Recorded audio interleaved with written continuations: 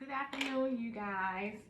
I'm just coming on here, I don't know, for maybe like 15, 20, maybe 30 minutes, just to talk about just something that's been placed in my spirit, my devotional today, my inspiration that I posted on Facebook, and just some conversation that I've been having with my clients today, all kind of lined up with the same thing about time. Um, One of the things that I wanted to talk about is how time is so precious. I had a conversation with my husband a couple of days ago where he's been experiencing a lot of his classmates and friends that he grew up with have been passing. And we are only like 54, 55 years old, and we are starting to experience people around us are dying, and we're considered young. We're not even considered old. And he recalled a memory that he had with his mother, where she was kind of feeling down, and he asked her why, and she said because all of her friends are dying.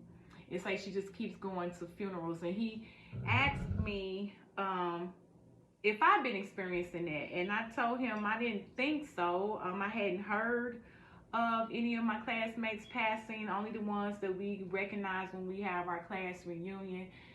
We pay homage to our classmates and remember them, have a moment of silence.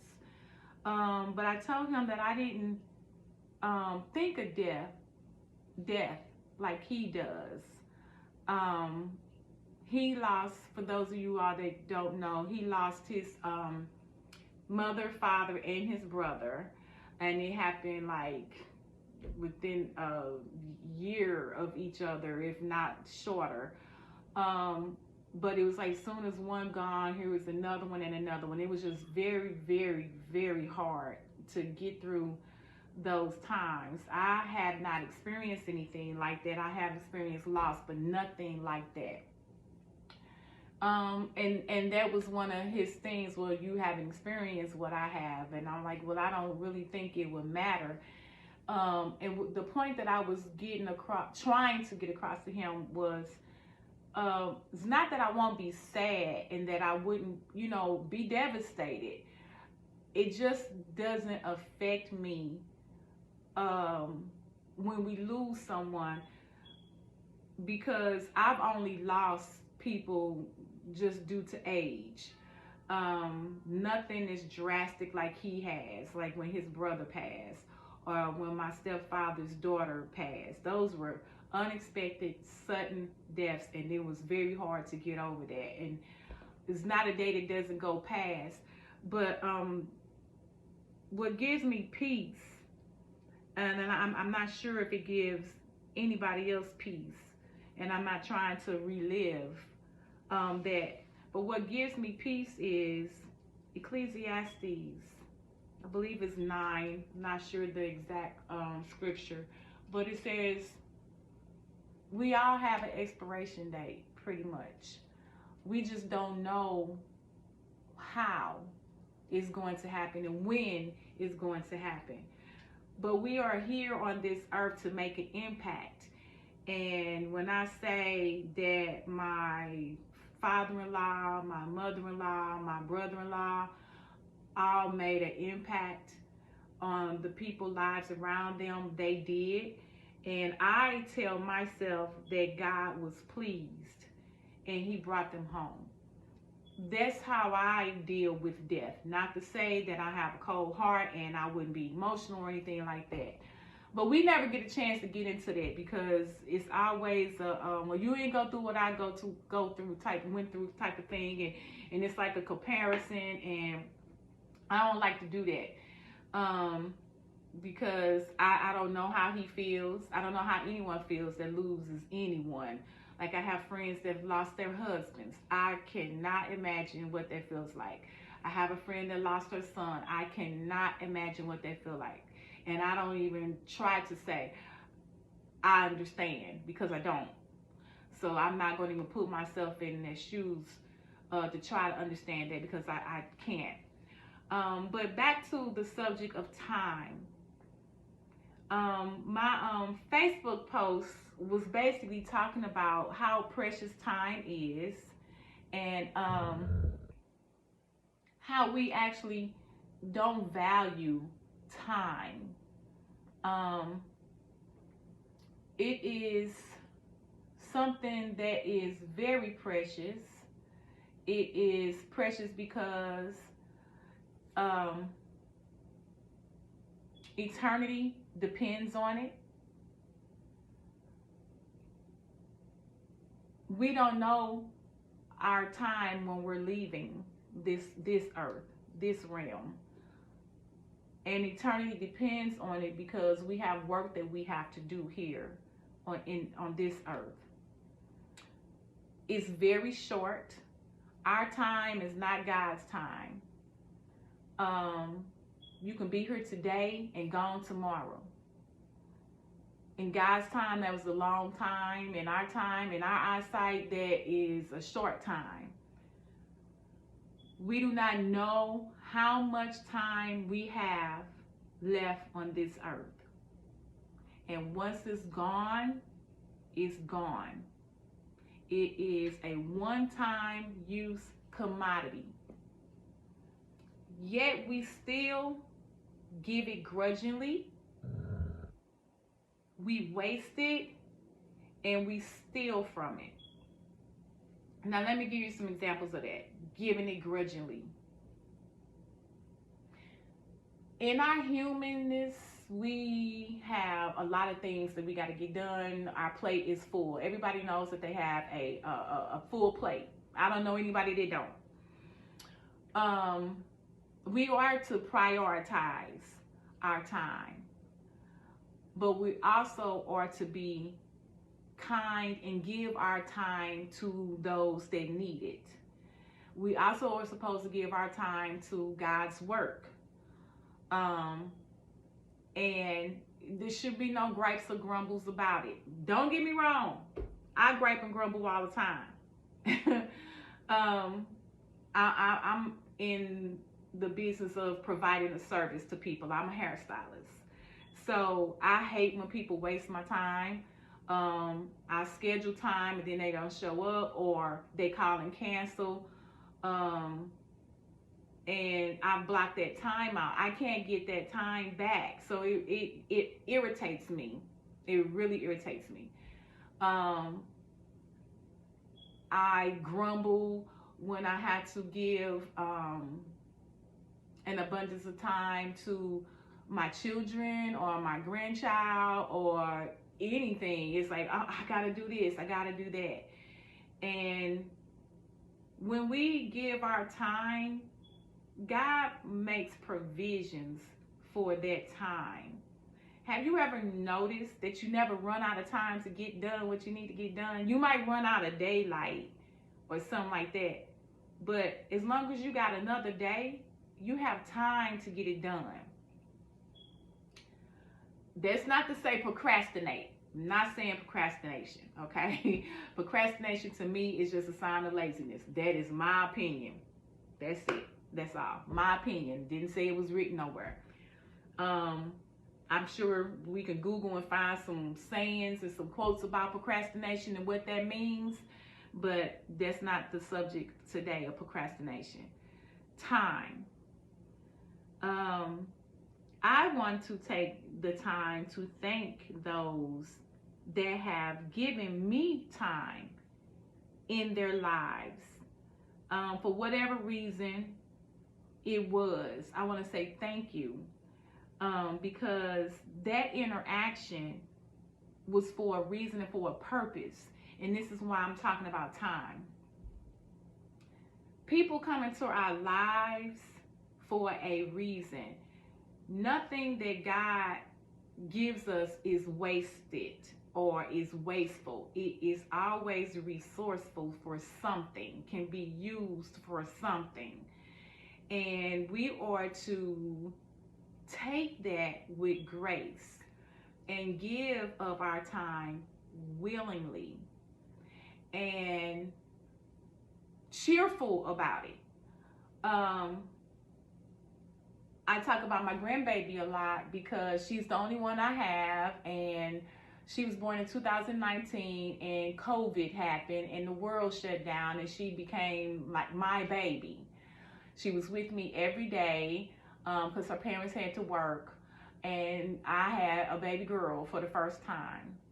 But then as she got older, it was like, whoo, the labor of love started getting a little more taxing, and she's a little more demanding, and she's talking, and she knows what she wants, how she wanted, and who she wanted from. And it's like, that's when the human is kicking in and say, whoa, y'all need to take care of y'all baby, or come get your baby, or I ain't got time, I gotta do this, do that. I also am grateful for that time because this is me and my granddaughter. We have this thing where she came when I turned 50. So each year is a new chapter of our life. And I named them. So chapter 50 for me was old baby. And she was old baby because she was 0. She wasn't a year old yet. And then chapter 1 was 50 wonderful for me, and chapter wonderful for her. And then chapter 2 was chapter 52-rific. She was 2-rific. Chapter 3 was 53-nager, and she's a 3-nager. And now we are in chapter 4, 50 unforgettable, and she is unforgettable.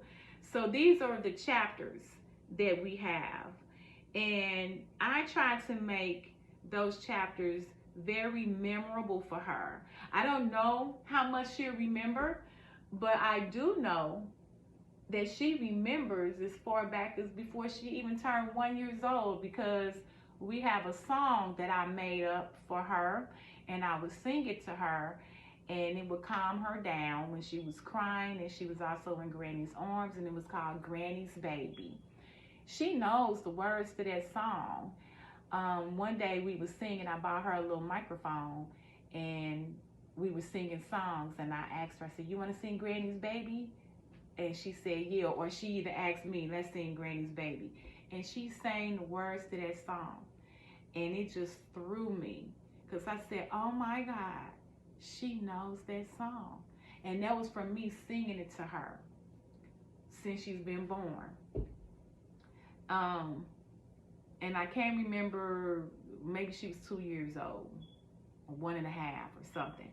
But anyway, time is important. You don't know what impact you're having in that person's life by the time that you are giving them. And we shouldn't take that lightly.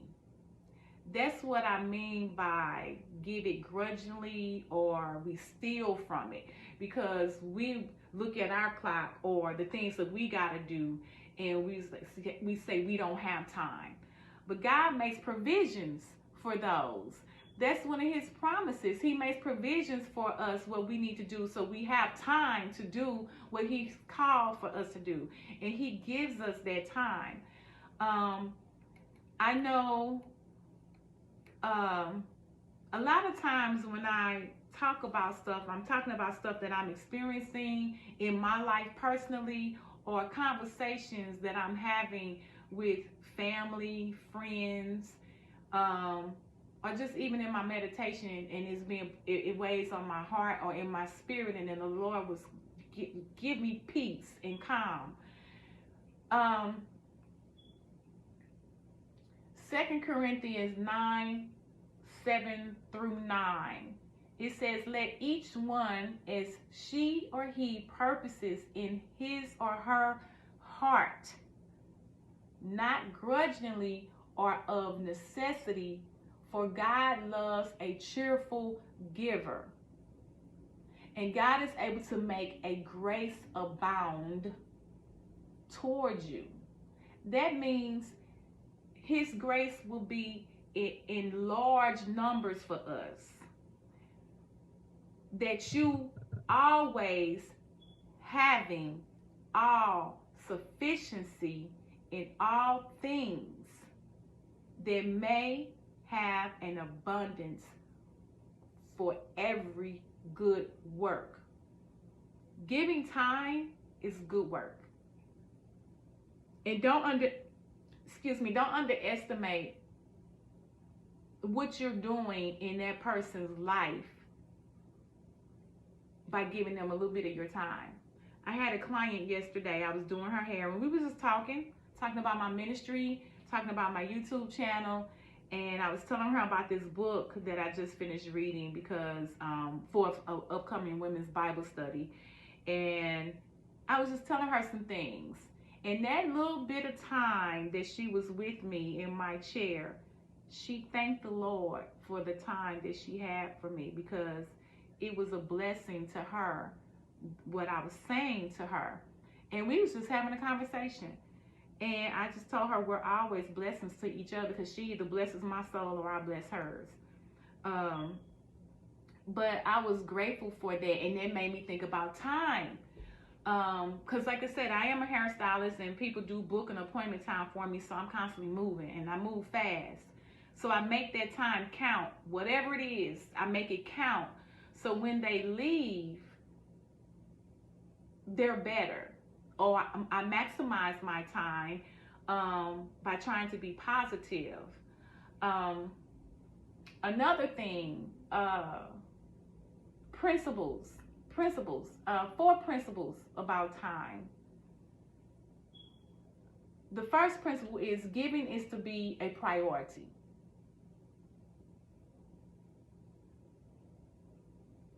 Prioritize your life.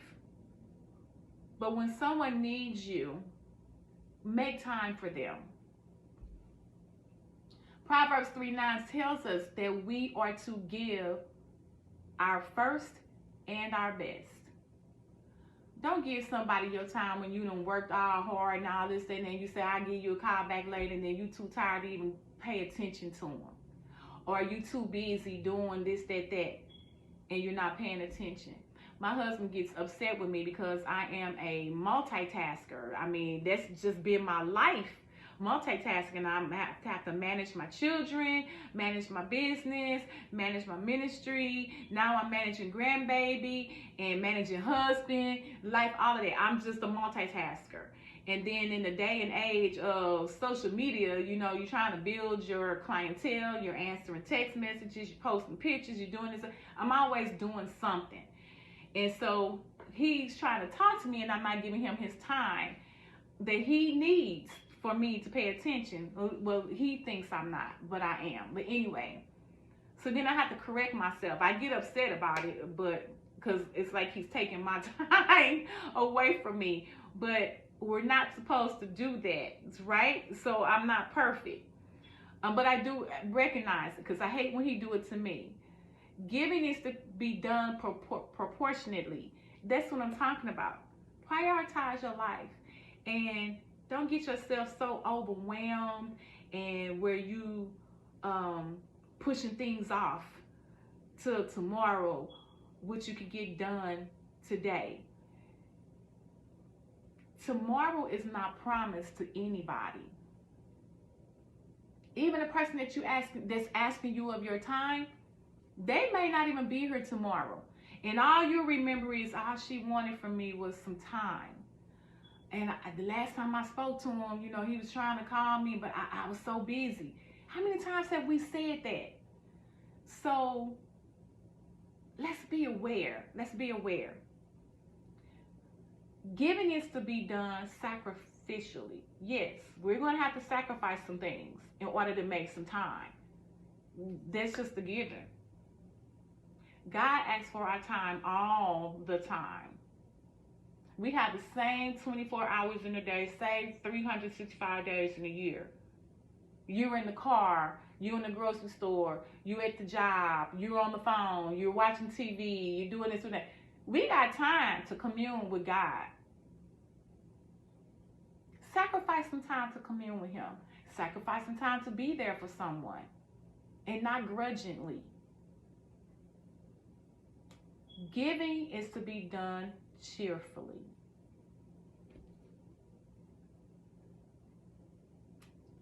yes, it's supposed to be done cheerfully. When you give your time to someone and they see that you did it cheerfully, they are so grateful and thankful that you made time for them. I had a client, an incident where her car, the battery died while she was getting her hair done. And when she came back, she was like, oh my God, because she know I'm busy. And she was just so apologetic that she was intruding on my time. And I had to keep reassuring her, it's okay, I'm here. I'm here. And I'm here as long as you need me here. So we got all that taken care of. But she called me the next day and was very thankful and grateful. That made me feel good, and it made her feel good that I made time for her. But I didn't want her to be so apologetic for intruding on my time, because I wasn't doing anything, and we're supposed to be there for someone that needs us. And giving up your time is a big subject. Like I said, I am grateful to the people that made time for me in my life. Going all the way back to my grandparents, my uncles, my aunts, my parents, my siblings, my husbands, my in-laws, just all the interactions. Life is short. And we need to understand and stop taking it for granted and being selfish. Oh my goodness, that is another selfishness. It's something else, that we need to be careful of. Because when you have closed fists, you can't receive anything else. Nothing can get in there. Nothing. So you're holding on to your time. And you don't even know how long you have here. But you're not enjoying the abundance that God is trying to give you just because you gave of your time. I hope this is making sense to you, because we all have what we need in us to be able to do what we need to do and be there for one another.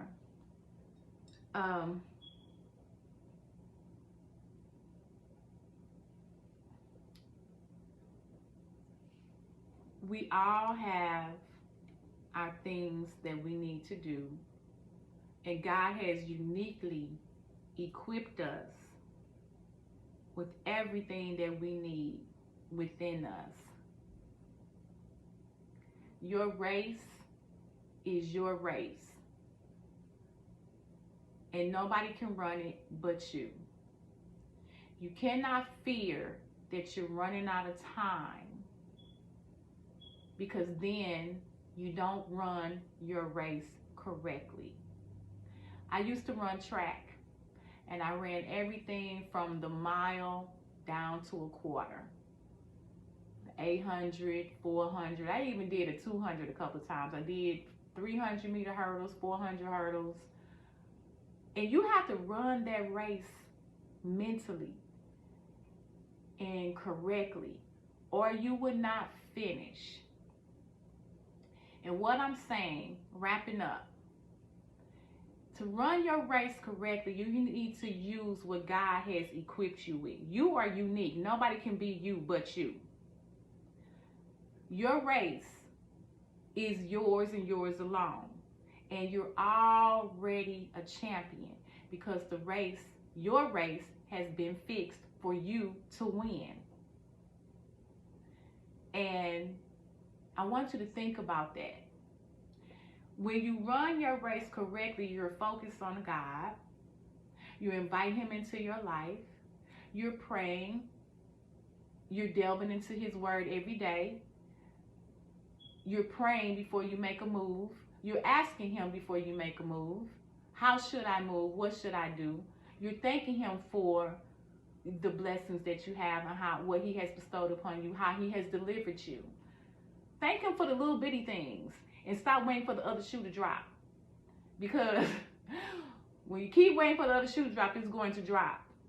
But then, even then, God is going to take that and use it to work in your favor so you can win your race.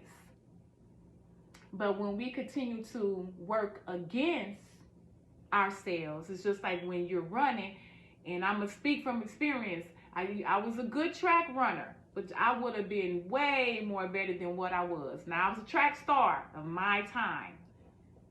But I didn't run my race correctly because I didn't know how to run my race correctly. I just ran. It was just pure natural talent that God blessed me with.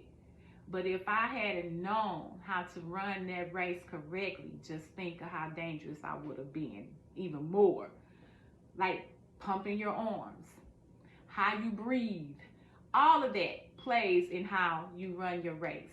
Well, when you run your race of life, you're supposed to run your race of life with God, because he already designed this race for you. He knows your curves, your valleys, your turns, your pit stops. He knows all of that. But you'll know which way to go and how to do it if you focus on him and not just your ability. And that's all I have to say about that. So I hope that this message resonates in your spirit somewhere, and that it will bless someone's spirit. Just time. Don't take for granted who you are and where you are in someone's life at any given time, because that time was designed for a reason. Okay?